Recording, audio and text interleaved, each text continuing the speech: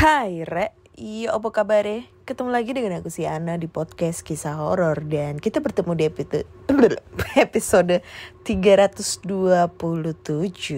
Dan di episode kali ini akan membacakan cerita horor ataupun email berhantu yang sudah dikirimkan teman-teman melalui podcast kisah horor @gmail.com atau di Instagram podcast kisah horor serta Google Form yang linknya tersedia di bio Instagram podcast kisah horor. Guys, aku mau ngasih info nih. Jadi aku minta bantuan nih sama kalian. Sumpah kalian pasti mau deh ngebantu aku. Kalian tuh magic banget buat aku gitu ya. Jadi aku bikin kok gak enak ya aku ya. Kebiasaan gue anjay. Jadi gue tuh bikin channel YouTube baru gitu ya. Namanya Podcast Kisah Horor 2. Ya. Sebenarnya podcast kisah horor itu ada channel YouTube-nya, cuma itu kayak secara otomatis dari Spotify gitu. Terus gue bikin channel baru namanya podcast kisah horor 2 kayak gitu. Nah di situ nanti gue bakal masukin cerita-cerita horor. Abis itu nanti juga bakal gue ya pokoknya bercerita lah ya di situ yang memang ceritanya itu nggak aku bawain di Spotify tapi berbeda yang ada di YouTube. Terus mungkin ada yang nanya yang yang channel Ana Olive gimana kak? Udah nggak upload? Itu masih upload. Karena aku menyadari algoritma YouTubeku ini sangat jelek gara-gara si Rio anjing itu. Jadi untuk yang channel Ana Olive aku balikin seperti semula, yaitu channel untuk explore gitu kan, explore tempat terbengkalai. Sedangkan untuk cerita-ceritanya nanti aku masukin di channel podcast kisah horor 2. Jadi jangan lupa ya, please, gue minta tolong sama kalian nih ya, subscribe terus tonton video gue, please kayak gitu guys ya. Terus kenapa Ana sekarang jarang update? Ya itu juga salah satu kendalanya karena mamaku ini lagi sakit guys. Terus yang harus dirujuk di rumah sakit umum daerah yang paling besar di Surabaya. Yang jaraknya itu juga lumayan jauh dari rumah, sekitar 17 km gitu kan. Jadi sering pulangnya malam gitu. Soalnya kalau yang kontrol itu orangnya banyak banget anjir, sampai jauh-jauh dari Sumeneb, dari mana, dari Jombang, dari Bojonegoro, itu semua pada ngumpul di situ semua. Jadi ya kadang itu nyampe rumah udah kecapean kayak gitu. Ya jadi harap maklum ya guys ya. Tolong dong disawer bisa buat beli bensin. Ngemis saweran gua. Oke deh. Jadi langsung aja kita bacain cerita horor yang udah masuk di email ya. Ntar dulu, gue mau milih-milih nih cerita mana yang gue bakal bawain. Mungkin ini kali ya. Tapi ini ceritanya panjang nih. Mungkin bisa sampai satu cerita doang nih, satu episode. Tapi gak apa-apa deh. Semoga ini ceritanya seru ya. Jadi judulnya adalah kisah misteri di asrama mahasiswa Balikpapan, Samarinda. Oke. Assalamualaikum warahmatullahi wabarakatuh. Waalaikumsalam. Salam sejahtera buat Kak Ana dan semuanya. Sebelum masuk ke cerita utama, saya jelasin dulu ya, apa itu asrama mahasiswa Balikpapan di Samarinda. Jadi gini teman, asrama mahasiswa Balikpapan di Samarinda atau biasa disingkat Asmaba Samarinda adalah fasilitas dari Pemkot Balikpapan bagi mahasiswa Balikpapan yang sedang menempuh perkuliahan di Samarinda. Kalau di antara teman-teman pendengar podcast kisah horor atau mungkin Kak Ana nih, ada yang warga Balikpapan, saya bukan Balikpapan, saya Balik Pintu saya ya.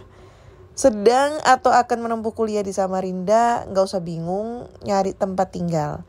Datang aja ke Asmaba, kami akan menyambut kalian dengan tangan terbuka.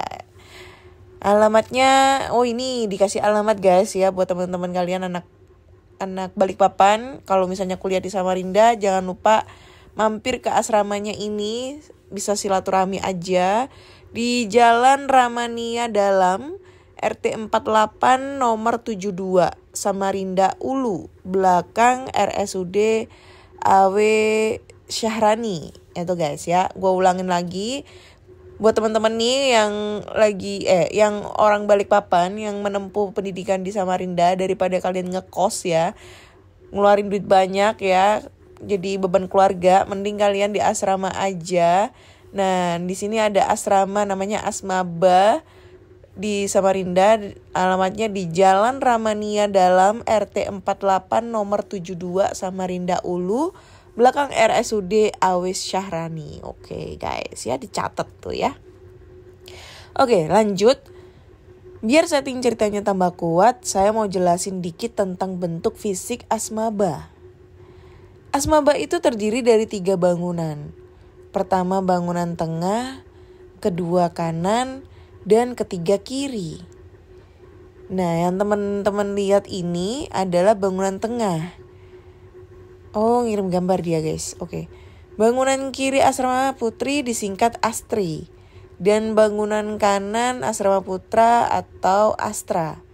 Sedangkan bangunan tengah dibagi 2. Setengah bagian depan ada ruang tamu dan aula yang biasa digunakan untuk rapat atau acara-acara asmaba lainnya. Dan setengah bagian belakang bangunan ada kamar yang jumlahnya 6 kamar.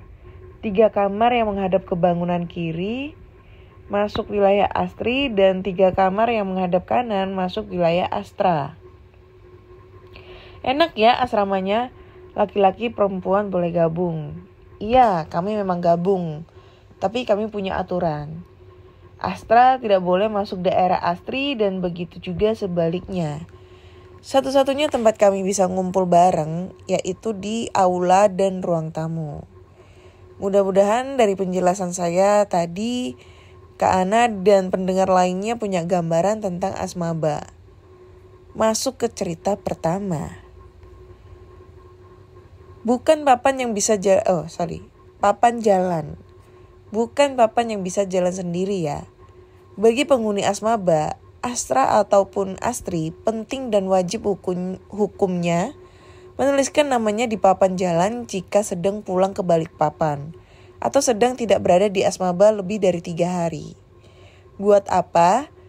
Biar jelas nih status keberadaannya. Kalau buat saya papan ini gunanya untuk menjaga agar tidak terjadi salah sangka antar penghuni asmaba. Minggu sore menjelang maghrib, Kak Danang sedang santai duduk-duduk di ruang tamu baca koran, minum kopi. Biasanya kalau maghrib kami warga asmaba punya agenda sholat jamaah di aula. Dan kebetulan Kak Danang non-muslim. Terdengar dari aula sholat maghrib tengah berlangsung.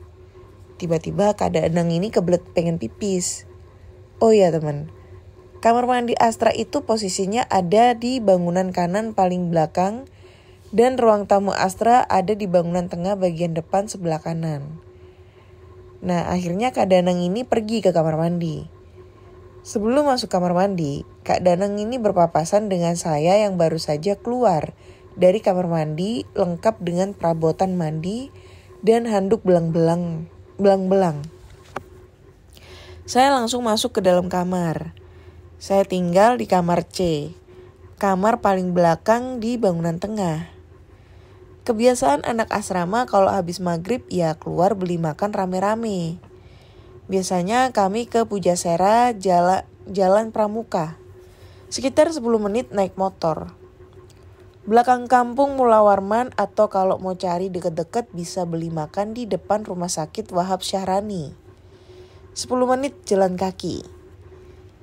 Saat-saat seperti itu adalah saat-saat yang sangat tidak terlupakan dan sangat menyenangkan buat saya.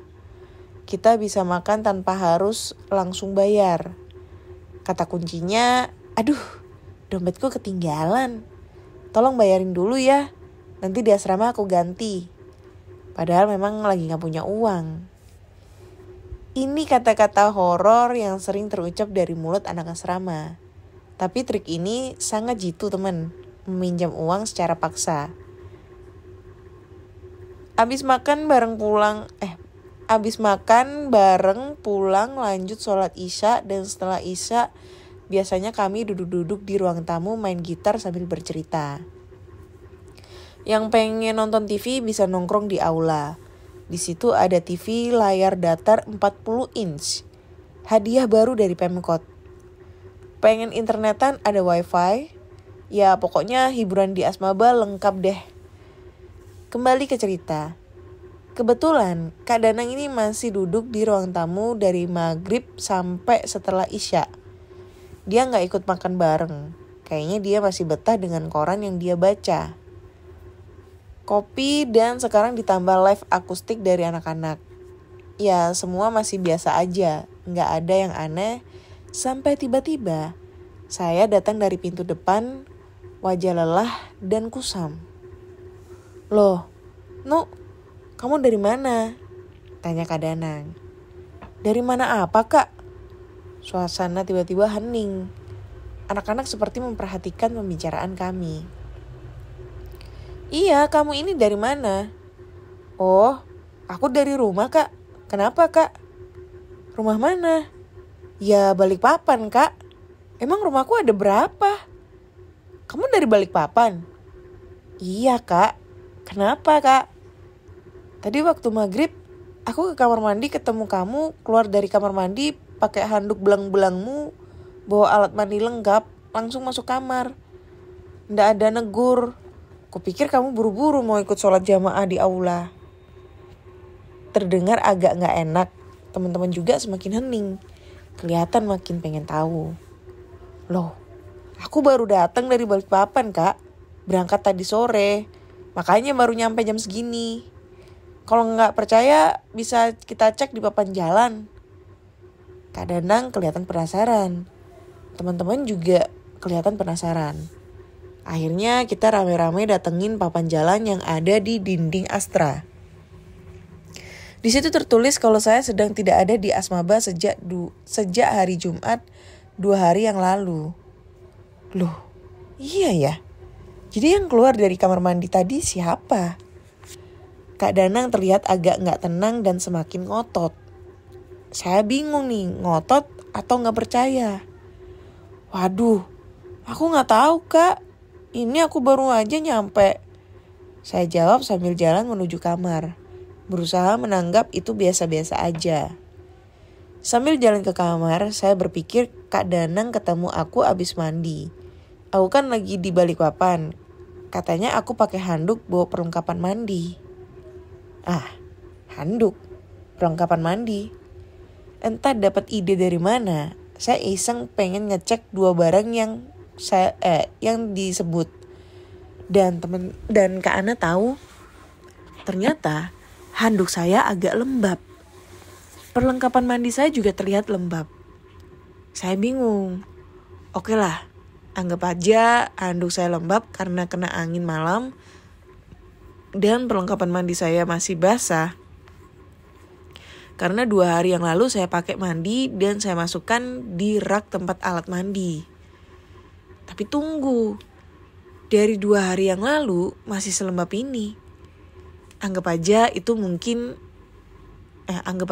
mungkin. Makanya bagi kami anak Asmaba sangat penting dan wajib hukumnya menuliskan nama di di papan jalan kalau sedang tidak di Asmaba lebih dari 3 hari. Seperti yang saya bilang tadi di awal, biar status keberadaannya jelas dan tidak menimbulkan salah sangka antar penghuni Asmaba. Ntar dulu. Lanjut ke cerita kedua. Jadi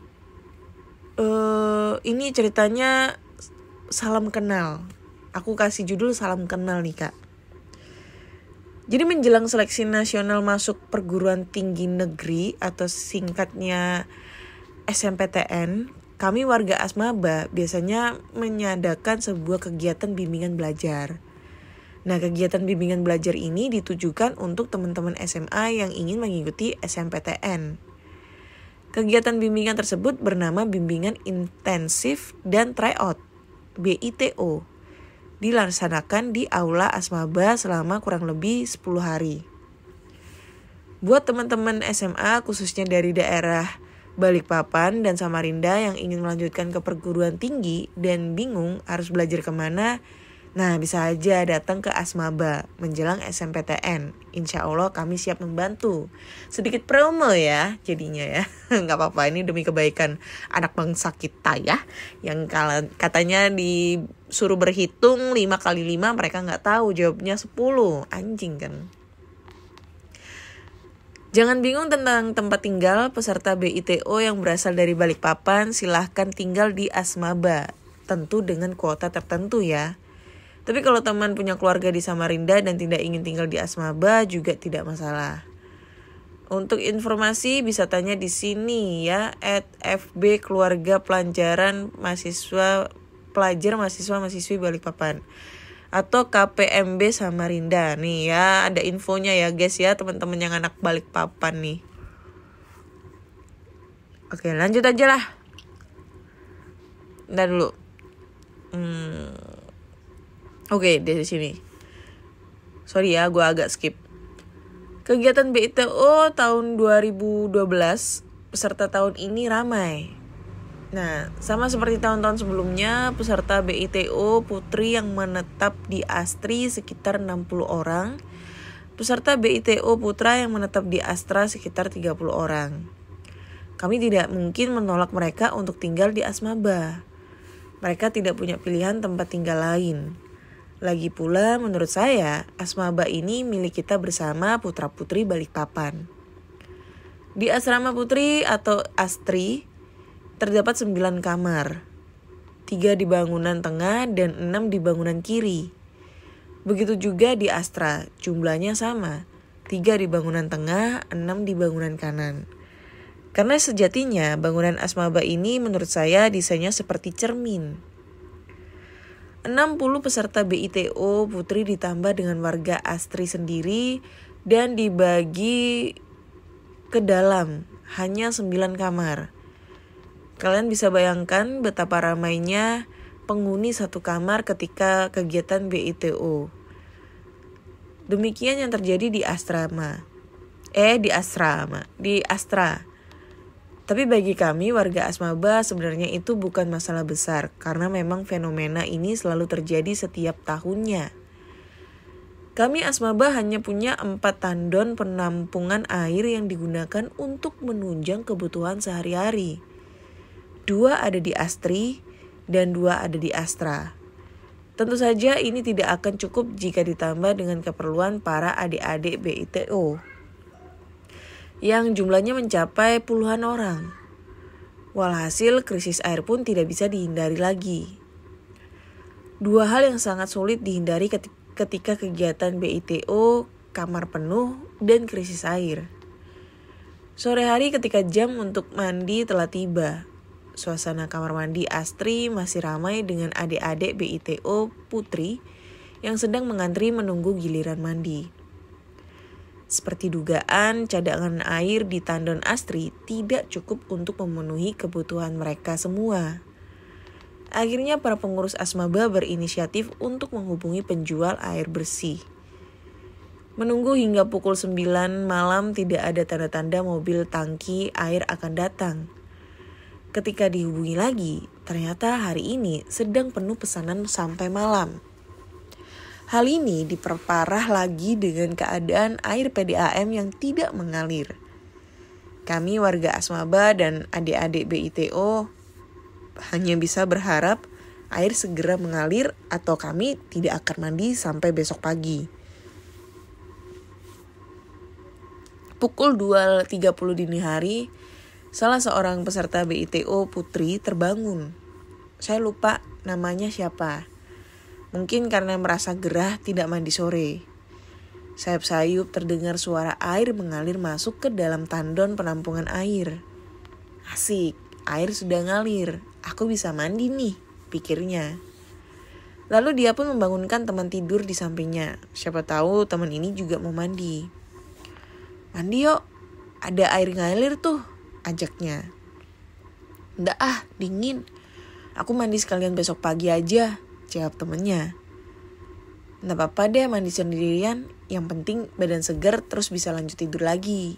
Hari ini berusaha menghibur diri. Alat mandi sudah disiapkan, handuk juga sudah disampirkan ke pundak. Maka pergilah ia ke kamar mandi. Dia tinggal di kamar 26, kamar di bangunan kiri nomor 5 kalau kita hitung dari depan. Urutan 5 dari depan tapi kok nomor 26. Iya, kalau tidak salah, penghitungan kamar di Asmaba ini berdasarkan urutan ruangnya, bukan urutan kamar dalam bangunannya. Jadi untuk bangunan kiri Astri kalau dihitung dari depan yaitu kamar 30, 29, 28, 27, 26 dan terakhir 25. Kamar mandi berada di bangunan kiri paling belakang setelah kamar 25. Ia membuka pintu kamarnya. Suasana saat itu sepi sekali.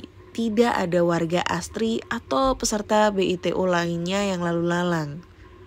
Wajar saja, ini pukul 2:30 dini hari. Sebelum masuk ke kamar mandi, ia berniat mengecek debit air yang ada di dalam tandon. Sudah banyak atau belum? Dia bertanya. Kemudian 2 tandon air Astri berjajar di atas pondasi kayu segi 4 beralaskan papan setinggi dada orang dewasa. Posisinya ada di depan kamar mandi. Di antara bangunan kiri dan bangunan tengah agak ke belakang mepet dengan pagar Asmaba. Ia ini pun berjalan mendekati tandon. Tapi sebelum sampai tandon, dia melihat ada kain putih di samping tandon sebelah kanan yang dekat bangunan tengah. Mungkin ini peserta BITO atau Mbak Astri yang mau mengecek air juga, sebut dia dalam hatinya. Ketika agak dekat, ternyata kain ini terlihat seperti orang sedang memakaikan selimut ke seluruh badan. Kasian nih orang, malam-malam ngecek air, kedinginan sampai bawa selimut segala, batinnya. Setelah berjalan semakin didekati, ternyata bukan seperti orang yang sedang mengenakan selimut. Tetapi lebih seperti, entahlah, yang jelas posisinya ini membelakangi si adik BITO ini. Perasaan adik BITO ini menjadi tidak enak. Dia berniat untuk kembali ke kamar saja. Belum sempat kembali ke kamar, ternyata sesuatu yang ada di samping tandon ini terlebih dulu membalikan badan. Perlahan namun pasti. Sesuatu ini mulai menampakkan bagian depan tubuhnya. Kalau dilihat secara seksama, mirip dengan bungkusan orang meninggal. Tapi bungkusan orang meninggal dalam posisi berdiri. Mengenakan kain putih kusam, tangan terikat di atas perut dengan seluruh wajah hitam. Lengkap dengan ikatan di kepalanya seperti hendak bergerak maju atau entah mau kemana. Karena kaget gak karuan, ia pun langsung lari sejelaju-lajunya menuju kamar. Dia lupakan niatnya untuk mandi malam itu. Rasa gerahnya sekarang seakan hilang terkalahkan oleh takut. "Loh, kamu gak jadi mandi?" tanya temannya yang terbangun karena mendengar pintu dan ditutup dengan cukup keras. Enggak jadi, besok pagi aja. Sekarang aku mau tidur." Si adik BO ini pun menjawab dengan wajah pucat masih tidak percaya.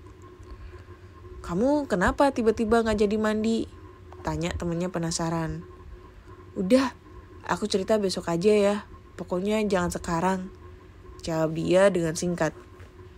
Ya, begitulah kami yang ada di Asmaba. Selalu punya cerita unik untuk menyapa kalian.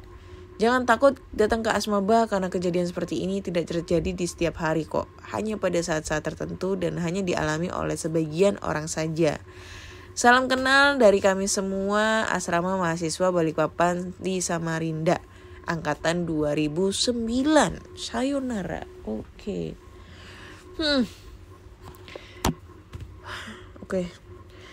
Asmaba ya itu tadi gue kasih info ulang buat teman-teman semua yang anak-anak Balikpapan ya, yang lagi yang lagi berkuliah di Samarinda ataupun mungkin lagi merantau ya, kerja di Samarinda. Nih kalian bisa mampir ke Asmaba, Asrama Mahasiswa Balikpapan. Nah, alamatnya tadi di jalan apa tadi, gue malas scroll ke atas juga. Itulah gue udah sebutin 2 kali di awal ya. Jadi silahkan kalian mampir silaturahmi ke sana ya.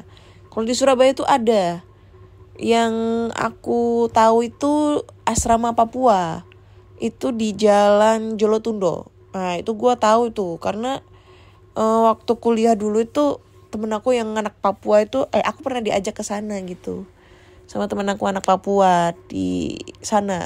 Ramah-ramah pace-macenya di sana ya.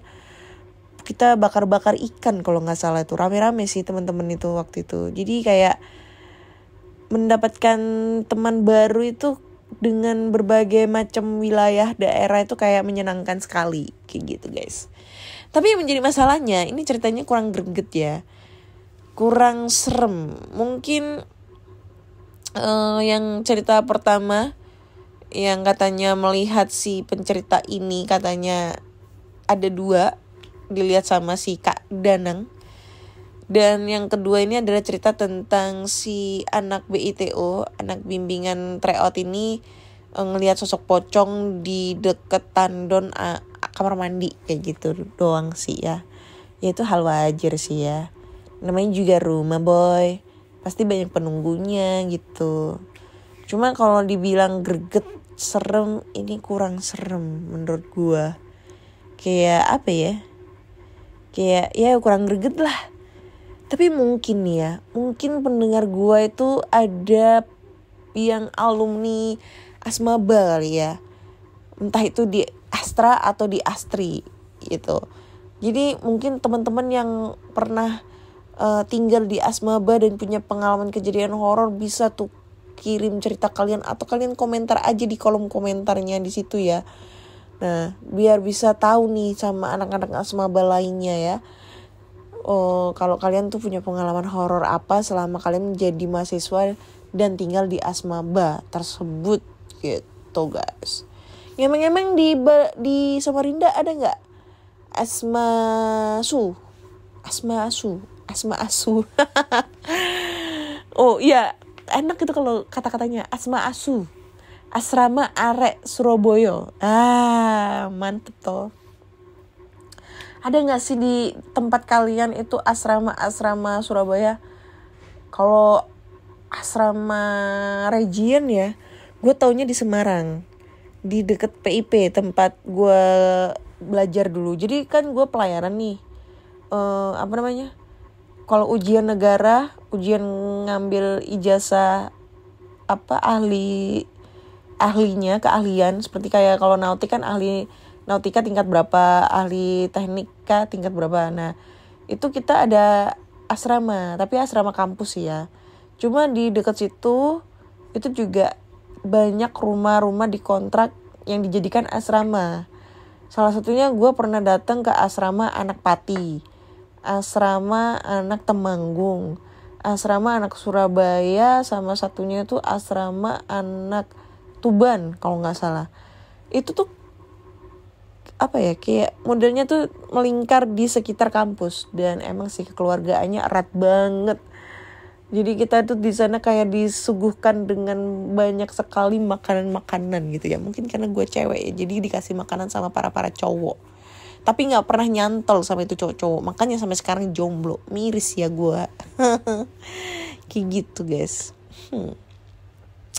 Serem kurang greget gitu. Dan ini udah menuju menit 30, jadi kayaknya cukup sekian dulu cerita kali ini. Satu cerita aja karena ini cukup lumayan panjang, karena gue udah bad mood, gak serem ternyata ya, anjing emang.